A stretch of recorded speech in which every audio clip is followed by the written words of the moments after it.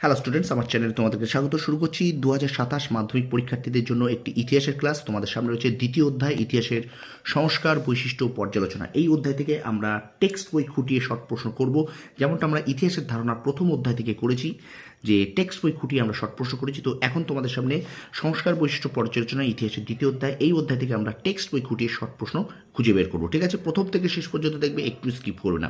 চলো শুরু করি ক্লাসটি। দেখো, আমি কেন বলছি একদম শেষ পর্যন্ত দেখতে, কারণ আমি তোমাদের এখানে দাগিয়ে দেবো, হাইলাইট দিয়ে মার্ক করে দেবো। ওকে, না তাহলে তোমরা প্রশ্ন সম্পর্কে আলোচনা করবো, সুতরাং তোমরা সেগুলো কিন্তু মিস করে যাবে। ঠিক আছে, তো চলো। তো এখানে দেখো 19 শতকের বাংলা সাময়িকপত্র, সংবাদপত্র, সাহিত্য সমাজের প্রতিফলন সম্পর্কে আছে। তো এখান থেকে আমরা একটু পড়বো, এতটা একটু বাদ দিয়ে দিলাম। এখানে দেখো 1780 দেখে নাও।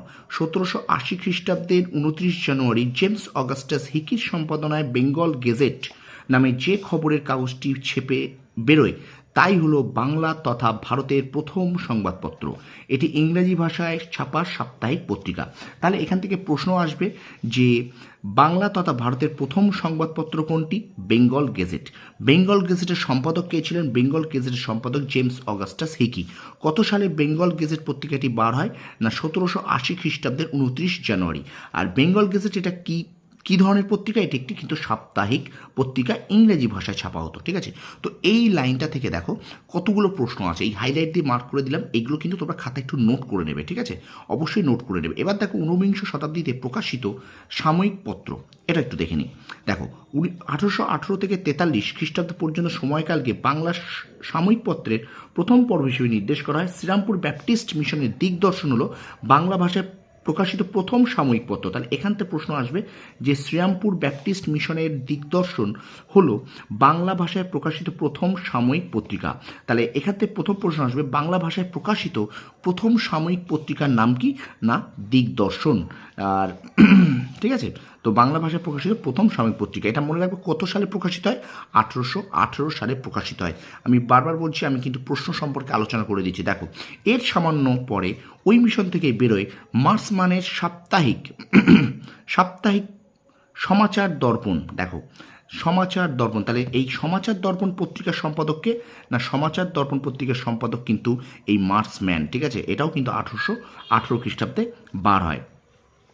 এবার দেখো 1818 খ্রিস্টাব্দে মে মাসে কলকাতা থেকে প্রকাশিত গঙ্গা কিশোর ভট্টাচার্যের বঙ্গাল গেজেটি, এটা মনে রাখবে বেঙ্গল গেজেট, আর এটা কিন্তু বঙ্গাল গেজেটি ছিল বাঙালি সম্পাদিত প্রথম বাংলা সংবাদপত্র।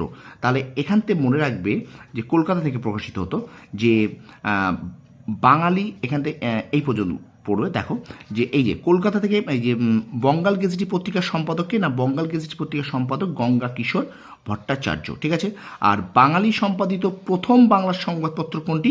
না বাঙালি সম্পাদিত প্রথম সংবাদপত্রের নাম কিন্তু এই বাঙ্গাল গেজেটি। কোথা থেকে প্রকাশিত হতো? না কলকাতা থেকে প্রকাশিত হতো। এরপরে রামমোহন রায় মূলত ধর্মীয় কারণেই প্রকাশ করেন সংবাদ কৌমুদী। তাহলে সংবাদ কৌমুদী পত্রিকার প্রকাশক কে ছিলেন? সংবাদ কৌমুদী পত্রিকার প্রকাশক ছিলেন কিন্তু রাজা রামমোহন রায়। ওকে, আচ্ছা, এর যুগ্ম সম্পাদক ছিলেন ভবানীচরণ বন্দ্যোপাধ্যায়। পরবর্তীকালে ভবানীচরণ আলাদা হয়ে গিয়ে প্রকাশ করলেন সমাচার চন্দ্রিকা। তাহলে মনে রাখবে সমাচার চন্দ্রিকা পত্রিকার সম্পাদককে? ভবানীচরণ বন্দ্যোপাধ্যায়। ঠিক আছে, তো সমাচার চন্দ্রিকা পত্রিকার সম্পাদক ভবানীচরণ বন্দ্যোপাধ্যায়। এর পরবর্তীকালে সবচেয়ে জনপ্রিয় পত্রিকাটি ছিল কবি সাংবাদিক ঈশ্বরচন্দ্র গুপ্ত সম্পাদিত সংবাদপত্র। ঠিক আছে, তো এই সংবাদ প্রভাকর পত্রিকার সম্পাদক কে ছিলেন? না ঈশ্বরচন্দ্র গুপ্ত। ওকে, এবার দেখো 1831 খ্রিস্টাব্দে সাপ্তাহিক পত্রিকা হিসেবে যাত্রা শুরু করে। তাহলে এটি কিন্তু প্রথম যাত্রা শুরু করে কত সালে? প্রথম প্রকাশ পায় 1831 খ্রিস্টাব্দে। দেখো প্রথম থেকে শেষ পর্যন্ত দেখতেই হবে ভিডিওগুলো, কারণ এখান থেকে কিন্তু শর্ট প্রশ্ন তোমাদের আসবেই পরীক্ষায়। শর্ট প্রশ্ন যে যত বেশি করতে পারবে তার কিন্তু নাম্বার তত বেশি হবে। মনে রাখবে শর্ট প্রশ্নের কোনো সাজেশন হয় না। শর্ট প্রশ্ন বছরের শুরুতে গুছিয়ে তুমি যদি করতে পারো তাহলে তোমার কিন্তু কোনো অসুবিধা হবে না। ঠিক আছে, এবার দেখো 1836 খ্রিস্টাব্দ থেকে সপ্তাহে 3 বার এবং 1829 খ্রিস্টাব্দ দৈনিক সংবাদপত্রের পরে তার জন্ম।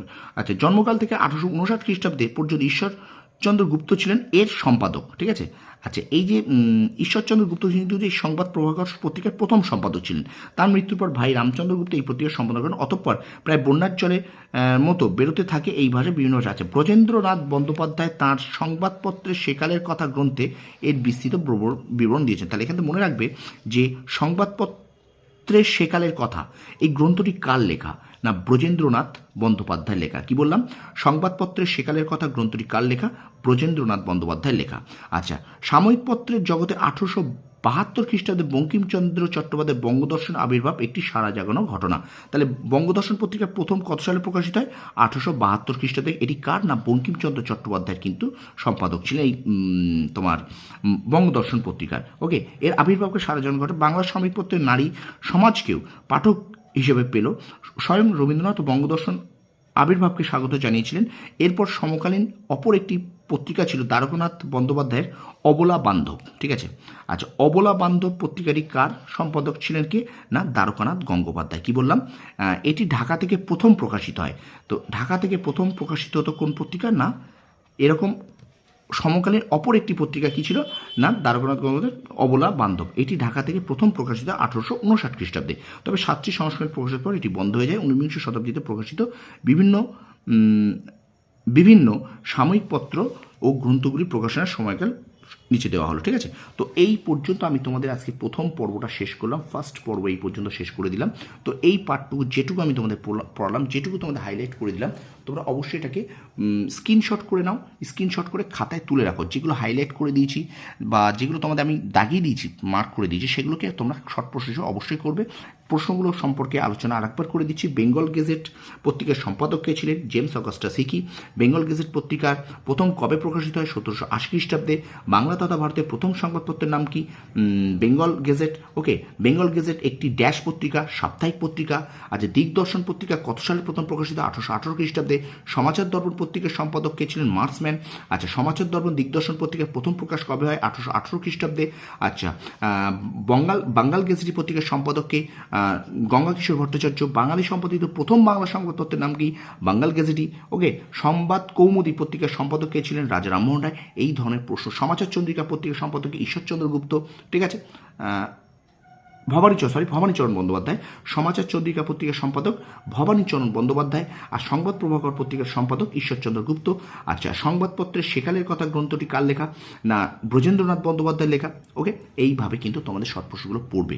ঠিক আছে। তো ভিডিওটা ভালো লাগলে লাইক কমেন্ট শেয়ার অবশ্যই করো। আর আমার চ্যানেল নতুন হলে চ্যানেলটা সাবস্ক্রাইব করো, পাশে থাকা বেল আইকনটি প্রেস করে রেখো।